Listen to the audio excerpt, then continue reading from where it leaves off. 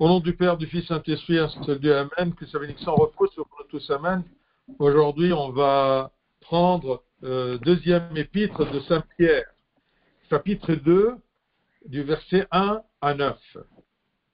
2 Pierre, chapitre 2, verset 1 à 9. Et il y a eu parmi le peuple de faux prophètes, et il y aura de même parmi vous de faux docteurs, qui introduiront des sectes pernicieuses, et qui, reniant le maître qui les a rachetés, attireront sur eux une ruine soudaine. Plusieurs les suivront dans leur dissolution, et la voix de la vérité sera calomniée à cause d'eux.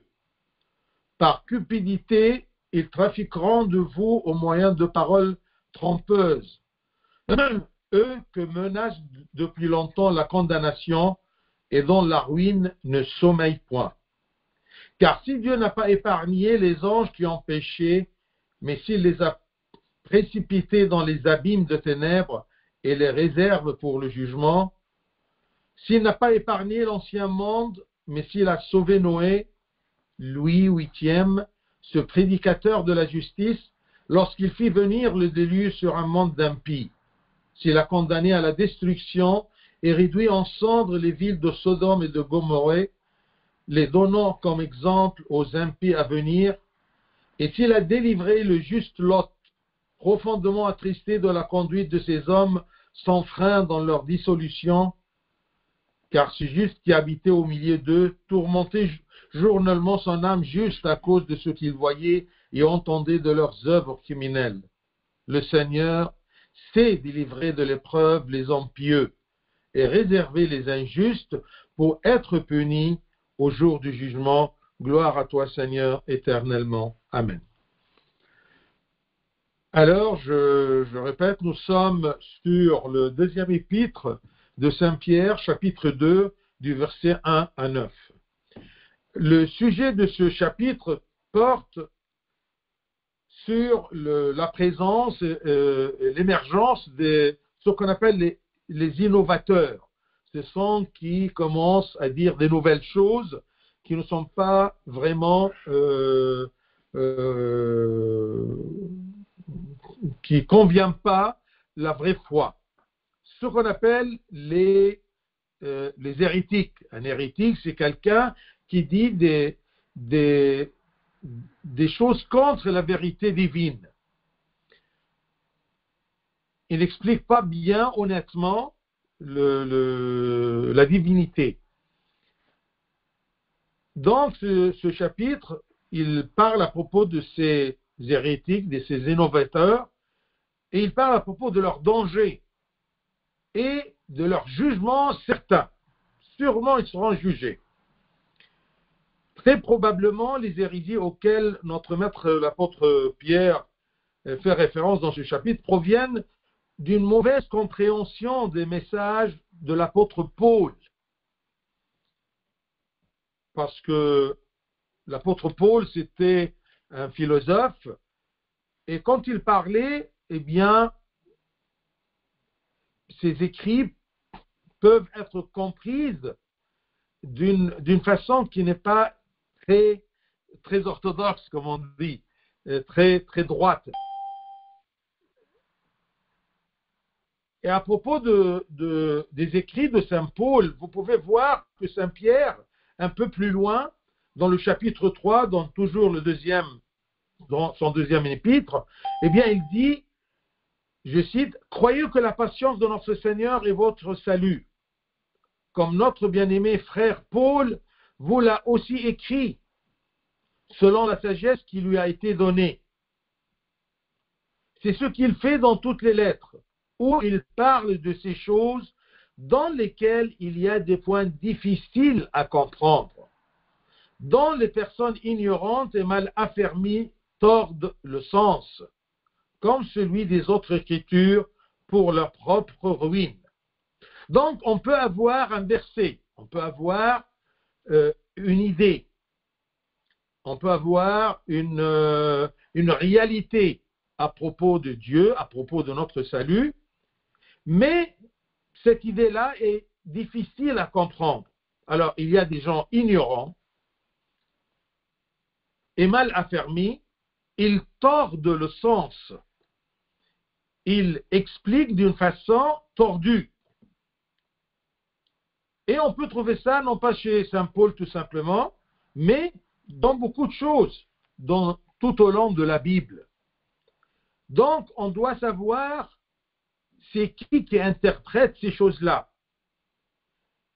Est-ce qu'il a une raison tordue? Alors, ils tordent le sens, ils changent le sens des Écritures pour leur propre ruine, c'est-à-dire pour leur jugement. Peut-être ils ne savent pas qu'ils se sont trompés en expliquant ces valeurs divines ou ces valeurs salutaires. Et parfois ils savent, mais parce qu'ils sont hypocrites. Donc c'est un danger d'avoir parmi nous, et tout au long de la vie chrétienne, on peut trouver ces innovateurs, ces gens qui tordent le sens des versets ou des Écritures. Par exemple, dans des enseignements selon lesquels il dit par exemple que la justification existe et que nous sommes dans une ère de liberté. Saint Paul, il parle à propos de la liberté de l'enfant de Dieu en Christ. Dieu nous a libérés. Mais il y a des gens qui tordent le sens de cette liberté-là, comme ces innovateurs qui ont mal compris les paroles de l'apôtre Paul et ont appelé à la dissolution morale en s'appuyant sur le fait que le Christ, à travers son sang, pardonne tout péché. Et tant qu'il y a la liberté, nous pouvons faire ce que nous voulons, puisque le Christ a le pouvoir et la piété et la bonté de nous pardonner les péchés. Alors, on en profite. Bien que Paul ait répondu à ces points, il a expliqué. Et je vous ai dit toujours que Saint Paul, comme à travers beaucoup des Écritures, quand il y a quelque chose à expliquer, cette chose-là est répétée avec plus d'explications.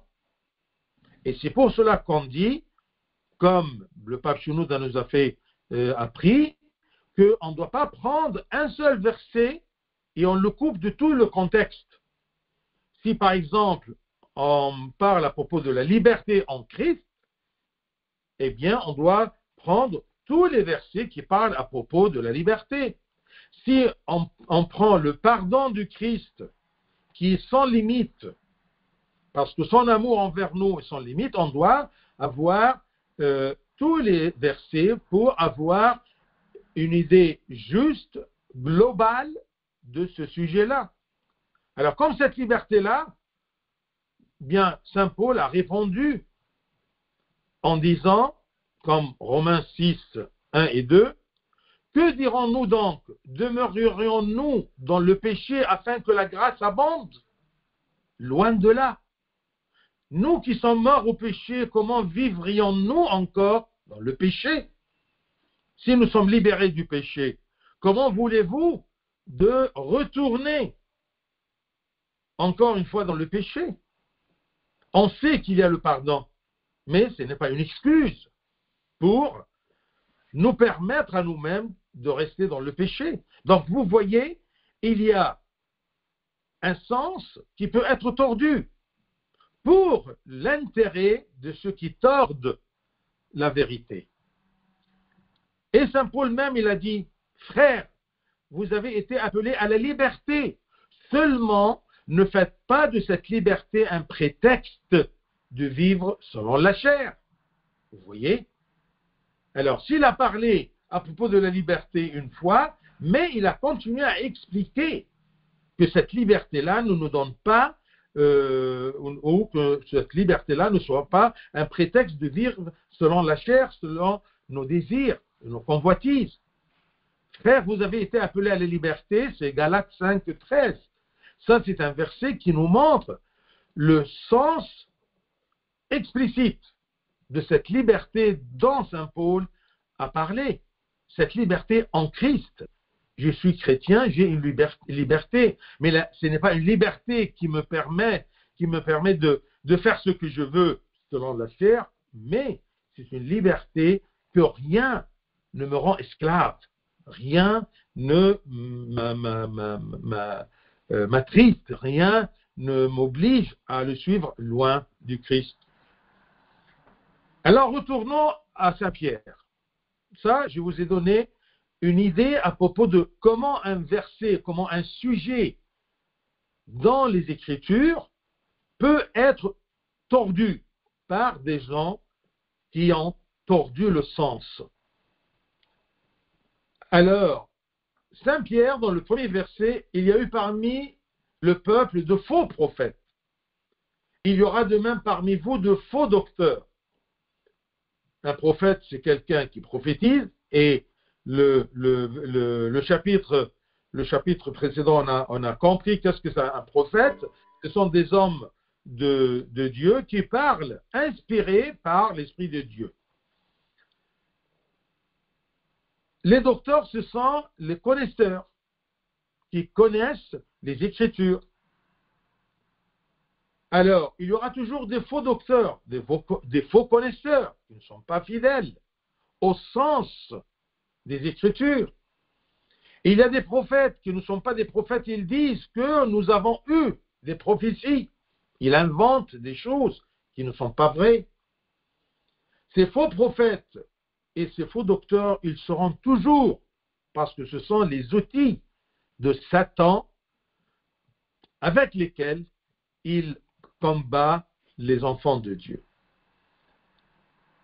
Alors, ces faux prophètes et ces faux docteurs, verset toujours 1, qui introduiront des sectes pernicieuses, des idées, et les gens qui suivent ces idées deviennent des sectes, et qui, reniant le maître qui les a rachetés, vous voyez, alors ces faux prophètes et ces faux docteurs, ils poignardent la vérité de notre maître qui nous a rachetés par son sang. C'est comme s'il y a un édifice, et par leur faux prophéties et leurs fausses connaissances, ils détruisent cet édifice salutaire, cette foi que Dieu nous transmet à travers les prophéties et à travers les docteurs de la foi.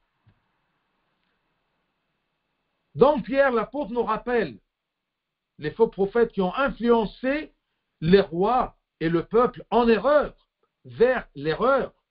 C'était toujours, ils étaient toujours présents. Et ils ont influencé même des rois et même beaucoup de peuples dans l'Ancien Testament, afin que ces gens-là n'écoutent pas les paroles des prophètes de Dieu, les vrais prophètes de Dieu. Et je vous donne un exemple dans l'Ancien Testament, le roi Achab, ou Achab, dans l'Ancien Testament, vous trouvez ceci par exemple, je ne vais pas chercher tous les exemples des faux prophètes dans l'Ancien et aussi dans le Nouveau Testament, mais j'ai pris quelques-uns.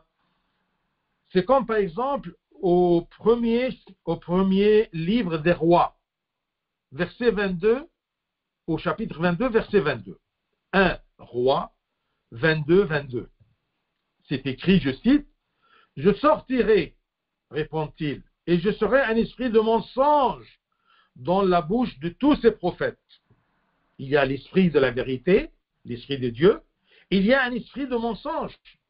Satan, il sort avec cet esprit de mensonge dans la bouche de tous ces prophètes, ces faux prophètes. L'Éternel dit, « Tu le séduiras et tu en viendras à bout. Sors et fais ainsi. » C'est-à-dire que Dieu, il permet la présence de ces gens-là, mais il protège ses enfants. Dieu, il ne peut pas, par justice, il ne peut pas empêcher le mal, mais il peut nous protéger du mal. Il ne peut pas empêcher qu'il y a des faux prophètes et des faux docteurs. Mais par son Esprit Saint, l'Esprit de vérité, il peut nous protéger de ce qui est faux. Il ne reste que pour nous, on doit être toujours dans le bon chemin de la bonne foi et de la vérité. De même, il y a maintenant de faux enseignants qui prêchent des hérésies et qui rejettent la divinité du Christ, qui nous a rachetés avec son sang. Et ces faux enseignements, à travers ces faux prophètes et ces faux docteurs, eh bien, ne cherchent que nous éloigner du Christ et de la vérité et nous éloigner du salut. Ça, c'est un outil de Satan qu'il a dit, je sortirai et je serai un esprit de mensonge dans les bouches de tous ces prophètes. Ces prophètes, c'est SES, c'est-à-dire les prophètes qui appartiennent à Satan. Donc, ces faux enseignants, ces faux docteurs, et on peut trouver aujourd'hui des gens dans l'Église, ils se vantent qu'ils sont des docteurs, mais ils ne sont pas honnêtes, ils ne sont pas sur la bonne voie, ils tordent la vérité. Ces faux enseignants nient le Seigneur qui nous a rachetés. Ça, c'est quelque chose de très important.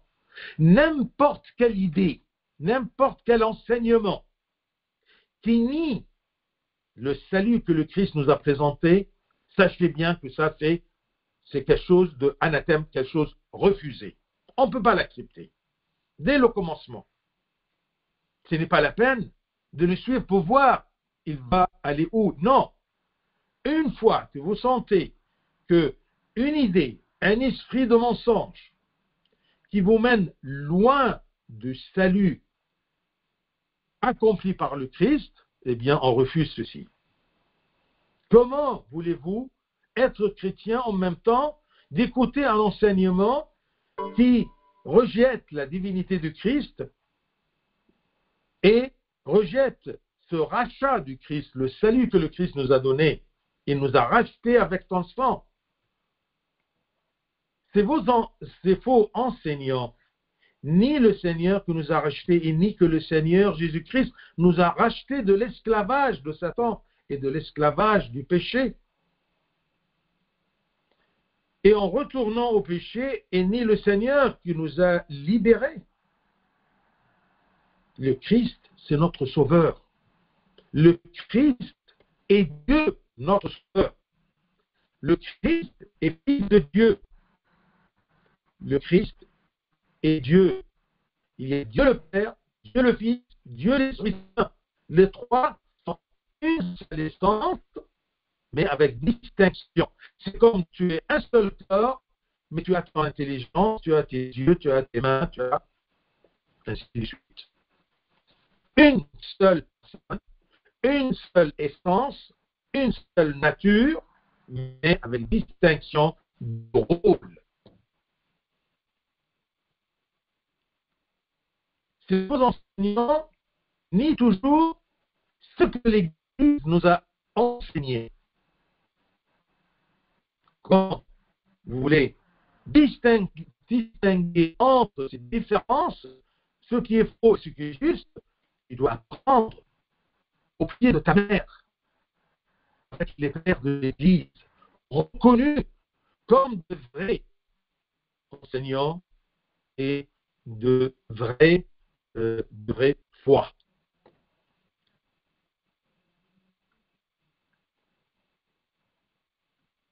Ces beaux enseignants, seuls les tourments éternels et l'attente, ils seront punis. Ne croyez pas que Dieu va laisser ces choses-là, mais toujours au-dessous du ciel, des cieux, il y a toujours un temps pour toutes choses. Et ça, c'est dans l'économie de Dieu. Il sait quoi faire et quand le faire. Mais nous sommes là protégés par le Christ. Et si c'est le deuxième verset, plusieurs les suivront dans leur dissolution. Vous voyez, Plusieurs. Mais pourquoi Dieu permet que plusieurs les suivent? Il le permet parce que c'est la volonté de ces gens-là. Ils n'ont pas confiance dans leur mère, l'Église. Ils n'ont pas confiance dans les enseignements des pères de l'Église, les pères apostoliques qui viennent du premier siècle, premier, deuxième, troisième siècle. Et n'importe quelle idée, sans réfléchir, sans être centré, ils suivent ces gens-là. Dieu ne peut pas nous empêcher, il nous guide. Et à nous, on doit suivre et avoir confiance dans le Christ et son Église. Plusieurs les suivront dans leur dissolution.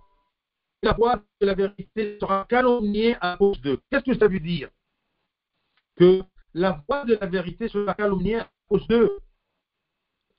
Et bien parce que ces faux docteurs prétendent être chrétiens, même si leur doctrine est fausse, ils se présentent comme chrétiens. Ils disent nous sommes les docteurs de la foi. Ils égarent donc beaucoup de gens et les conduisent à la destruction. Les gens qui ne sont pas chrétiens, ils vont regarder ce qu'ils disent ces faux prophètes. Ils vont dire ce christianisme n'est pas bon. Parce qu'ils jugent le christianisme, ils calomnient le christianisme après ce que ces gens-là disent. Par exemple, un docteur chrétien dit que les chrétiens, ils n'ont rien de strict, ils peuvent faire tout ce qu'ils veulent. Les gens de dehors, qu'est-ce qu'ils vont juger à propos du christianisme? Quelqu'un de dehors, il vient et rentre dans l'église et voit que les filles ne sont pas pudiques dans leur façon de s'habiller. Qu'est-ce qu'ils vont dire? Ils vont dire, c'est ça le christianisme? Vous voyez? Alors, à cause de nous suivant les mauvais enseignements, la vérité ou la voix de la vérité sera calomniée à cause de nous. Parce qu'ils vont voir les gens de dehors, les gens qui ne sont pas chrétiens, ils vont voir notre façon de se comporter, de vivre selon les faux enseignements et les faux docteurs.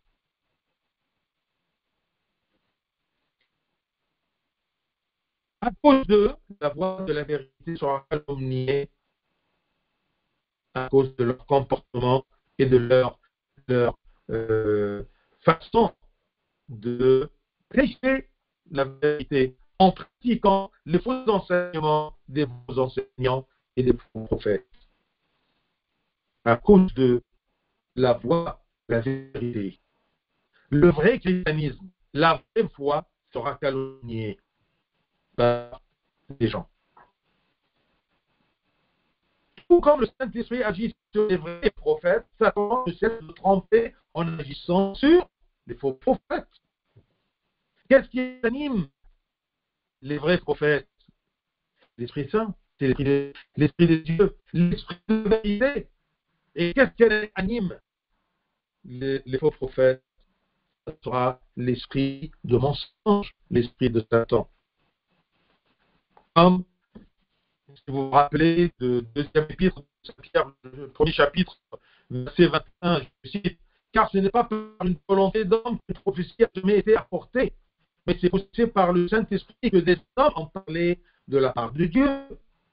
Donc, la vérité, elle est claire comme le soleil. Et les gens qui veulent l'obscurité, ils ferment les yeux pour servir leurs désirs. Nous avons l'Esprit de Dieu en nous, et c'est ça ce qui nous protège. Ce n'est pas facile de distinguer entre les faux prophètes et les vrais prophètes. Le bon enseignement et le faux enseignement, c'est pas facile. Parce que pour différencier entre ces deux, on doit avoir une bonne relation dois être bien animé par l'esprit de la vérité. Je dois être dans le convoi des enfants de Dieu.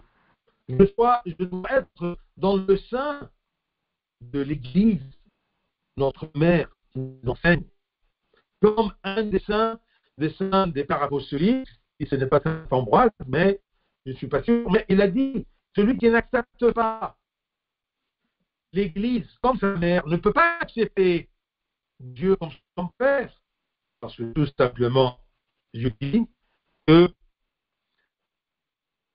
pardon, Marcel, le sang, je ne sais pas, est-ce que le sang chez vous est mauvais? Cyril, dis-moi, tu m'entends bien? Non, moi j'entends pas bien. On t'entend pas bien, Sayed. Non, moi non plus, en Belgique non plus. Oui, Sayed, vous buguez. Je ne sais pas pourquoi,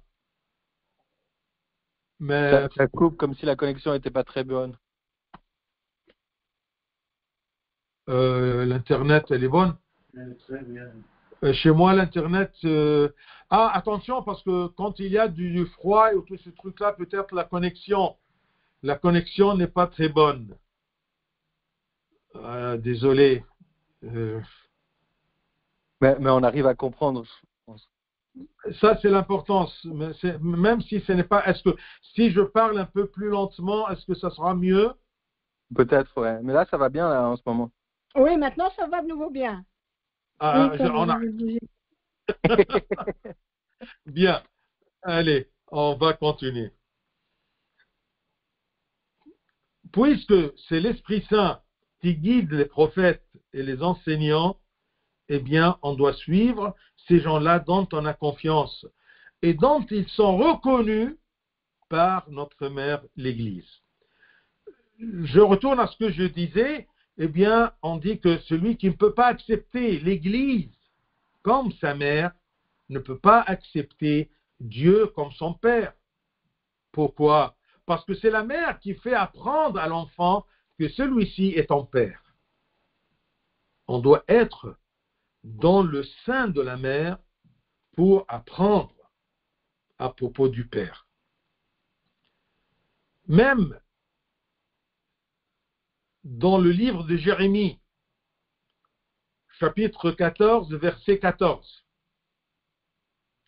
et l'Éternel me dit, c'est le mensonge qui prophétise en mon nom les prophètes. Je ne les ai point envoyés, je ne leur ai point donné l'ordre, je ne leur ai point parlé. Ce sont des visions mensongères, de vaines prédictions, des tromperies de leur cœur qu'ils vous prophétisent. Là, je demande à Dieu, mais comment je me protège? Il me dit, tends tes oreilles à moi, pas à n'importe qui. Nous avons des références, nous avons des pères de l'Église, nous avons des gens reconnus par l'Église. Eh bien, suivez ces gens-là. N'ouvre pas, par exemple, n'importe quel site parce qu'il y a une croix et c'est écrit Jésus-Christ, que vous suivez les gens qui parlent sur ce site. C'est pour cela que quand quelqu'un vient me poser une question, on dit que, je lui dis, qui dit? Où tu as trouvé ça? Non pas n'importe quelle personne qui dit je suis orthodoxe, je suis un enseignant, que tu le suis, parce qu'il parle d'une façon qui te plaît. Non, on doit être toujours sûr. Qui dit? On doit être méfiant. C'est qui parle? C'est qui me transmet cet enseignement-là? Est-ce que c'est quelqu'un reconnu ou pas? Si par exemple tu prends quelque chose et tu fais une restriction à propos de quelques personnages pour apprendre ce qu'il y a dans les Écritures, comme par exemple le Pape Chenouda, comme par exemple Abouna Daoud Lamay, comme par exemple ma faiblesse, eh bien, vous voyez, ne laissez pas ce qui est standard et vous cherchez loin. Pourquoi vous cherchez loin? Parce que vous voulez plus. Et si vous êtes avare de la connaissance, vous allez tomber dans les pièges des faux prophètes. Vous voyez? Je ne pense pas qu'il y a un des pères de l'Église qui peut dire quelque chose qui n'est pas vrai. Peut-être il y a une différence de méditation, mais pas d'explication, pas d'enseignement. Notre Église, par exemple, d'accord, eh bien, ce que je dis, eh bien, le Saint-Seigneur dit, c'est qu'est-ce que je dis. Et si parfois, s'il y a quelqu'un qui tombe dans un petit piège, eh bien, nous sommes toujours, non pas derrière lui, mais on garde bien les enseignements dans notre Église. Qui dit quoi? Vous voyez? Et nous avons cette humilité. Si je me trompe et quelqu'un me corrige parce qu'il m'observe, j'ose dire, me surveille. D'accord? On surveille l'enseignement. Eh bien, d'accord? Par humilité, je veux dire, ah, excusez-moi, je me suis trompé dans ceci. Comme moi, par exemple, quand je vous prépare ce que je dis, je le cherche où? Dans l'exagèse, l'explication, d'accord, les enseignements des pères de l'Église. Et je vous la présente dans mon style. Mais la vérité, elle est même. Elle est la même. C'est comme Saint Paul et Saint Pierre. Saint Paul, il peut parler à propos du même sujet que Saint Pierre. Saint Paul d'une façon philosophique et Saint Pierre d'une façon beaucoup plus simple. Si vous vous rappelez bien la dernière fois quand on a parlé à propos du Saint-Esprit qui inspire les hommes de Dieu pour parler de la part de Dieu, on a dit qu'il leur inspire la vérité, mais il laisse la liberté de chacun de s'exprimer dans son style, dans son vocabulaire. Et le Saint-Esprit protège les hommes de Dieu de se tromper. C'est ça, l'esprit de la vérité. Jérémie 23, chapitre 23-25, c'est écrit, je cite, « J'ai entendu ce que disent les prophètes qui prophétisent en mon nom le mensonge, disant, j'ai eu un songe, j'ai eu un songe. » Ce n'est pas que n'importe qui vient te dire, j'ai eu un songe. Il y a des gens, même à l'intérieur de l'Église, d'accord, qui disent ceci. Méfions-nous. Est-ce que ces choses-là, d'accord, sont conformes à ce qu'on a appris, à ce que les pères de l'Église nous font apprendre ou pas? On doit comparer. Mais si je suis ignorant, je ne pourrai pas comparer. Je ne pourrai jamais distinguer le faux du vrai. Donc ce n'est pas facile. Et ça doit me donner un travail de chercher dans les trésors des pères de l'Église. Ainsi l'apôtre Paul, il a mis en garde même les évêques d'Éphèse dans l'Acte des Apôtres, chapitre 20, verset 30. Acte des Apôtres 20, 30. Il dit, je cite, et qu'il s'élèvera du milieu de vous des hommes qui enseigneront des choses pernicieuses pour entraîner les disciples après eux. Ces gens-là, ils cherchent à avoir des disciples. Alors, ils font tout pour attirer des gens, pour être leurs disciples et les égarer loin de la voie de la vérité.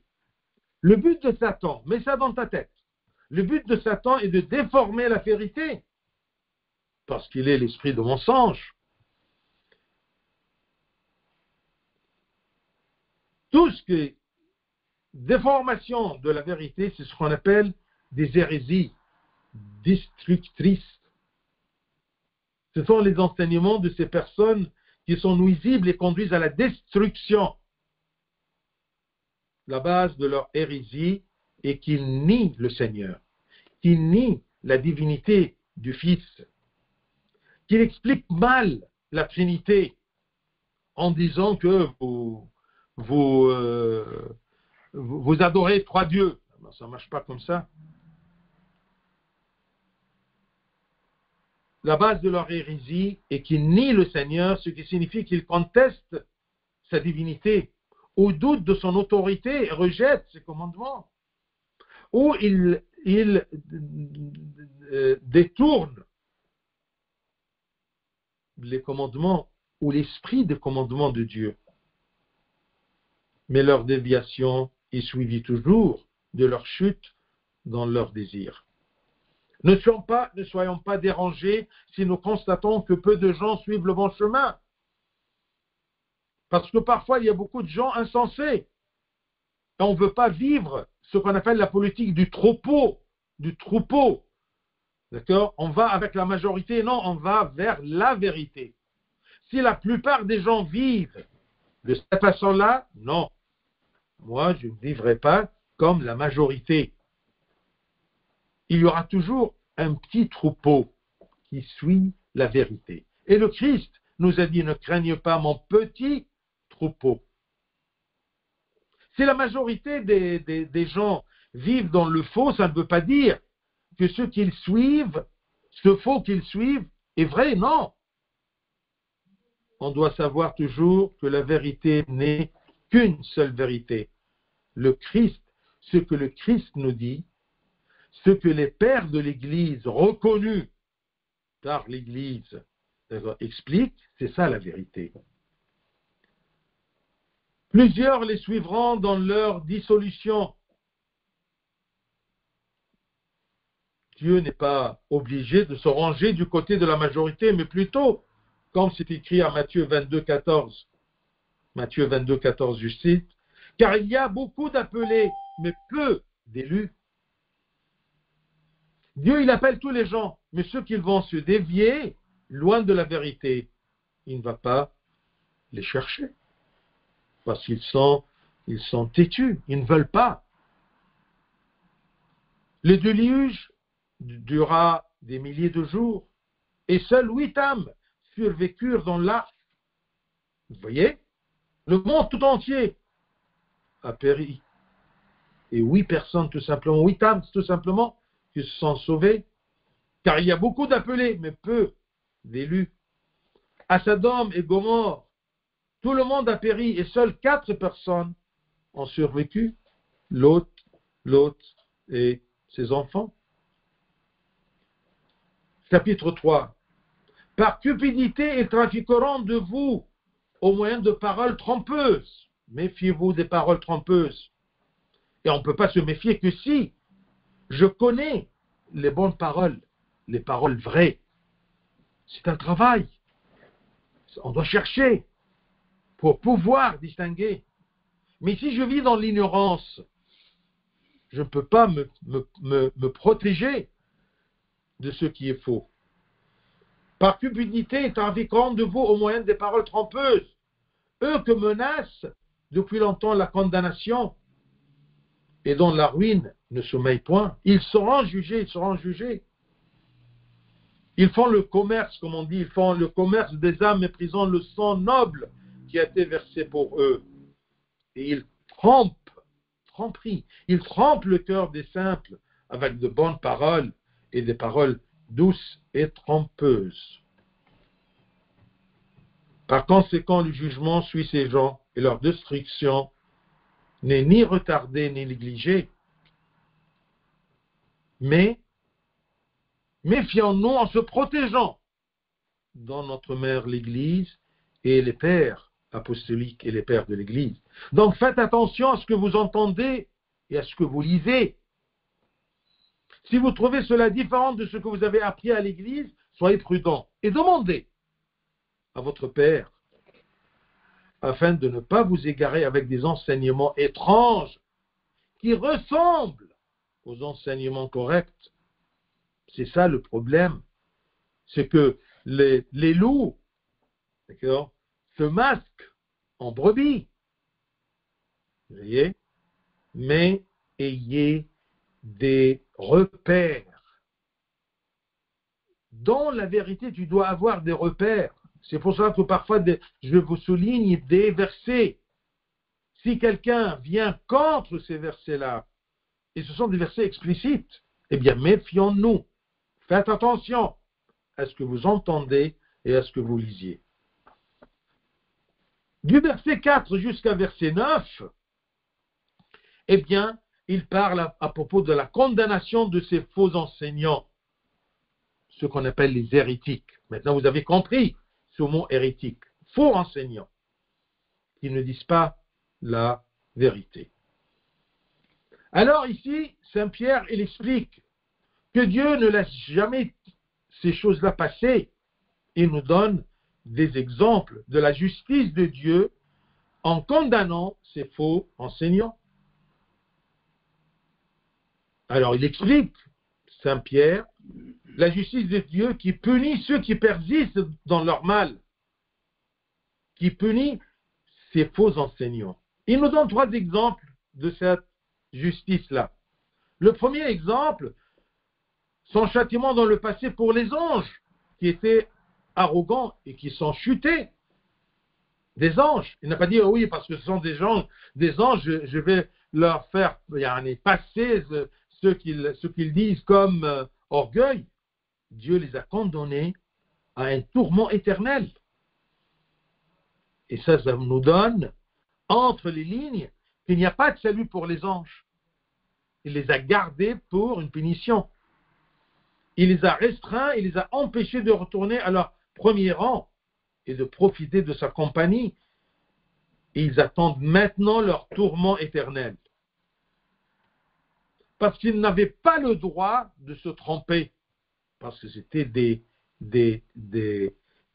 créatures lumineuses. Mais ils étaient frappés par l'orgueil. Si sa miséricorde n'a pas empêché sa justice envers les anges déchus, si sa miséricorde n'a pas empêché sa justice, parce que parfois, il y a des gens qui mélangent la miséricorde de Dieu avec sa justice. Dieu est juste et bon. Il est bon dans sa justice et juste dans sa bonté. La miséricorde de Dieu n'empêche pas non plus son châtiment des hérétiques.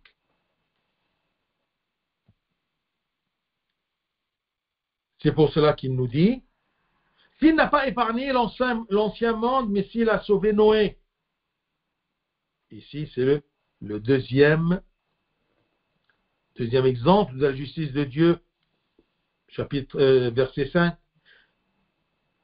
Eh bien, ce deuxième exemple, c'est son manque de piété envers le monde antique à l'époque de Noé, qui prêchait la justice, ils ne lui répondirent pas. Il n'a pas eu miséricorde de ces gens-là qui persistent dans leur péché. Alors Dieu fit venir sur eux un déluge à cause de leur immoralité. Cependant, il a préservé Noé. Il n'a pas pris tous les gens. Même il a pris soin du petit troupeau, 8 personnes. Au milieu de tous ces gens-là, tout le monde qui a péri. Il a préservé Noé, qui était l'une des 8 personnes qui ont survécu au déluge. Lui, sa femme, ses 3 enfants et leur femme. Noé était un prédicateur de justice, mais qui l'a entendu? Avec son discours, sa vie et sa construction de l'arche. Il a prêché. Méfiez-vous. Repentez-vous et rentrez dans l'arche. Eh bien, ils ont refusé. Par son discours, et réprimandé les pécheurs pour leurs péchés, pour sa vie. Et par sa vie, il a donné le bon exemple. Il était un exemple de pureté. Et en construisant l'arche, c'était un exemple pratique de ses paroles sur la colère de Dieu contre les pécheurs et sur le fait qu'il allait bientôt noyer le monde dans un déluge. Mais qui a cru à sa parole? Ça, c'était un prophète. Mais qui l'a suivi? Et Dieu n'a pas eu pitié de tous ceux qui ont refusé de le suivre. Il a ramené le déluge. Tout le monde a péri, sauf les 8 personnes qui ont suivi la prédication du vrai prophète. Premier exemple était les anges. La miséricorde de Dieu n'empêche pas sa justice. Ensuite, Noé. 3e exemple dans le verset 6. s'il a condamné à la destruction et réduit en cendres les villes de Sodome et Gomorrhe, toute une ville. Il y a des gens qui viennent et disent, mais c'est impossible. Comment Dieu, le miséricordieux, il fait périr toute une ville, 2 villes tout entières? Ça, c'est un mauvais enseignement. Non, Dieu, il est juste. Il est sage dans sa justice. Il est bon dans sa justice. Ceux qui refusent et persistent dans le péché, ils ne peuvent jamais profiter de la miséricorde de Dieu. C'est comme les pères de l'Église nous en avaient enseigné. Dieu ne va pas nous condamner parce qu'on a péché, mais il va nous condamner parce qu'on ne s'est pas repenti. Vous voyez la notion? Nous sommes faibles. Il y a beaucoup de pression. Oui. D'accord? Il va nous condamner parce que nous ne sommes pas repentis. Pas parce qu'on a péché. Donc, le troisième exemple de sa justice, verset 6, s'il a condamné à la destruction et réduit ensemble les villes de Sodome et de Gomorrhe, les donnant comme exemple aux impies à venir. Ne dites pas que, attention, ça, c'est dans l'Ancien Testament, non, c'était un bon exemple pour nous, comme exemple aux impies à venir. Si aujourd'hui, nous sommes dans la grâce du salut du Christ, mais si on ne suit pas le Christ et ses commandements, eh bien, nous serons comme Gomorrhe et Sodome.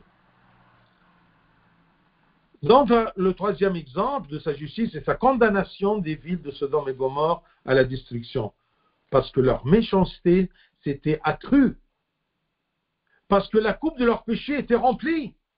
Dieu, il est très patient. Mais à un moment, par sa préscience, il sait qu'il n'y a plus, d'accord, il n'y a plus d'espoir pour cette personne. Ce n'est pas lui qui enlève l'espoir, mais par sa préscience, il sait. C'est pour cela qu'il a détruit ces 2 villes.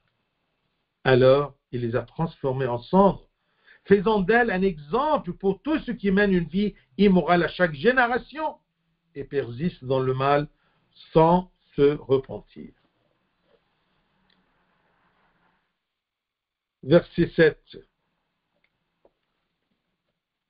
Et-il a délivré le juste Lot, profondément attristé de la conduite de ces hommes sans frein dans leur dissolution?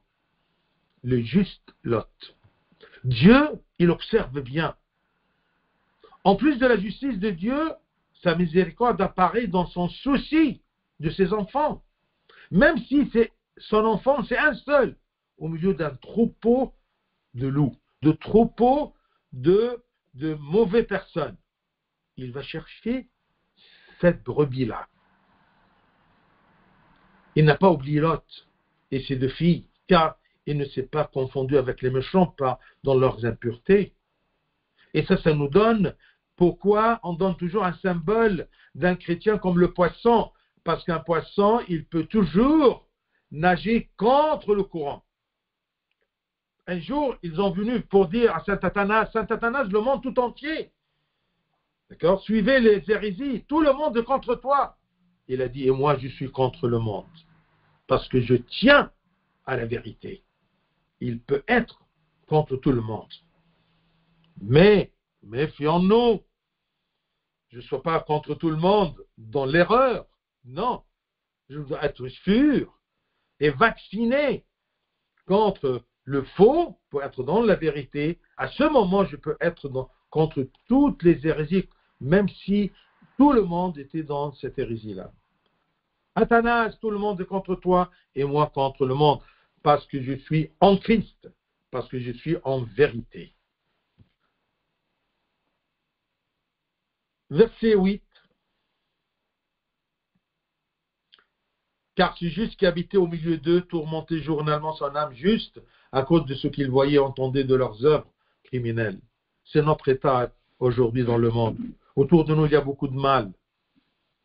Mais je tiens toujours au Christ et ses commandements. J'observe la vérité, j'observe les commandements que Dieu m'a donnés pour mon bien, non pas pour un fardeau sur mes épaules. Dieu n'oublie pas ses enfants. Par conséquent, le croyant doit marcher dans sa lutte avec pureté, comme le juste Lot et le saint Noé ont marché, et ils ont eu confiance dans le puissant soutien divin lorsque l'environnement tout entier autour d'eux est mauvais. Ce n'est pas une raison que la majorité est mauvaise, que la société est mauvaise, que je laisse la vérité. Non, je tiens toujours la main du Christ. Parce que comme c'est écrit Romains 5, 20, chapitre 5, verset 20, là où le péché abonde, là où le péché a abondé, elle est partout, la grâce a surabondé. La grâce de Dieu est beaucoup plus forte et en abondance beaucoup plus que le péché qui nous entoure. Le verset 9. Le Seigneur s'est délivré de l'épreuve les hommes pieux. C'est ça la protection que Dieu nous donne. Si nous sommes pieux, si nous sommes dans la vérité, si nous sommes en Christ, le Christ nous a dit, je suis la vérité. Qu'est-ce que le Christ dit? Ne cherchez pas loin dans les paroles du Christ. Il y a des paroles très explicites et très simples du Christ. Ce sont ses commandements. Le Seigneur s'est délivré de l'épreuve les hommes pieux et réservé les injustes pour être punis au jour du jugement.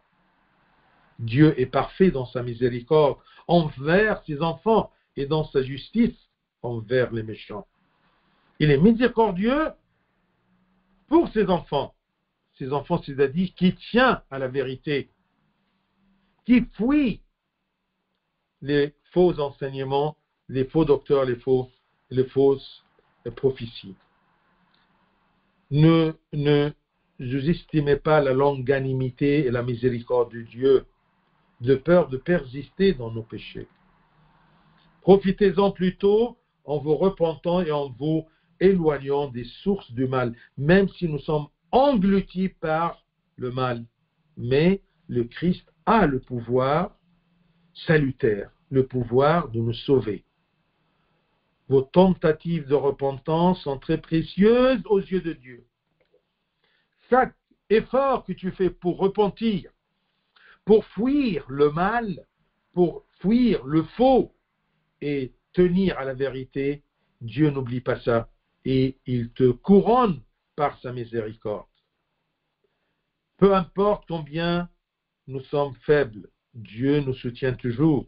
Il est prêt à nous soutenir et même à nous enlever nos péchés à la fin du temps, à la fin de notre vie. Il peut nous enlever nos péchés. C'est pour cela que durant l'offertoire, dans la messe, on dit « Agneau de Dieu qui enlève le péché du monde ».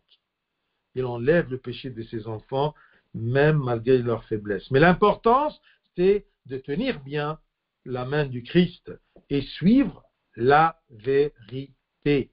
Méfions-nous de ce qu'on lit, méfions-nous de ce qu'on écoute.